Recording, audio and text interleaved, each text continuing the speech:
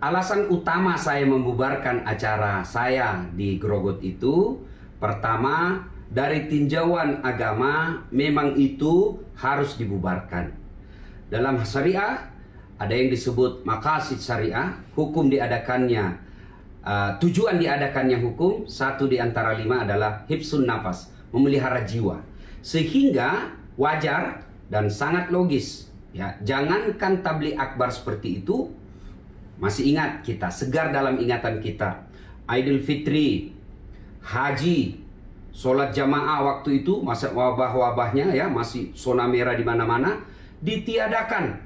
Bahkan sholat Jumat yang wajib, haji yang jadi rukun Islam, itu ditiadakan. Demi apa? Demi memelihara keselamatan jiwa. Karenanya tabligh akbar harus kita bubarkan. Karena diyakini tabligh akbar seperti itu, berkerumunannya manusia, potensial untuk menularkan wabah. Karenanya saya membubarkan. Yang kedua, saya taat terhadap aturan, anjuran dan maklumat pemerintah. Dan juga menghormati tenaga medis yang berjibaku, ya, gugus COVID ini yang berada di depan. Mereka berupaya maksimal untuk menghentikan penularan wabah ini. Berapa ratus tenaga medis yang korban demi menjaga kita semua dan menghentikan penularan wabah. Karena kita harus menghormati. Tabligh akbar penting, tapi untuk sekarang dan jumlah massa seperti itu lebih utama dibubarkan. Lebih banyak mudaratnya daripada faedahnya. Tabligh akbar boleh ketika wabah ini sudah berhenti. Ini ibadah. Jangankan COVID, menyingkirkan duri saja di jalan itu adalah ibadah. Karenanya semua komponen bangsa, media massa, masyarakat umum, pemerintah, ulama, tokoh-tokoh yang menganggap dirinya tokoh harus berpartisipasi. Tokoh-tokoh umat, ya, tokoh politik, tokoh agama, ya, harus mengambil bagian-bagian ini. Dan saya yakin lebih gampang pembubaran massa seperti itu yang dilakukan oleh tokoh yang dipanuti daripada aparat. Contoh, malam itu lebih 5.000 orang yang hadir.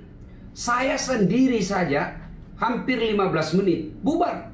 Pada saat itu orang berkata, kalau aparat membubarkan ini Ustadz, bisa berjam-jam baru selesai. Dan itu pun bisa jadi tidak bubar, malah melawan. Oleh karena itu, semua komponen bangsa, kalau yang menganggap dirinya tokoh, banyak followernya, menjadi anutan, semestinya harus turun gunung. Mengambil bagian untuk menghentikan penularan ini. Dengan cara apa? Ayo kampanye.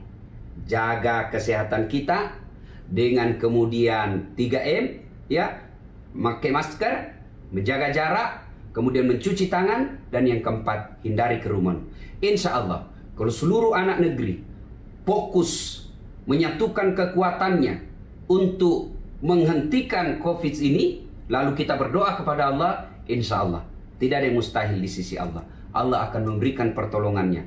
Tapi percayalah, kalau kita menganggap remeh, kita malah menjadikan wabah ini sebagai intrik-intrik politik, cari panggung-panggung kekuasaan, maka wabah ini akan lama dan bisa jadi merenggut jiwa diri kita, bahkan orang-orang yang berada di sekeliling kita. Nauzubillah min dzalik.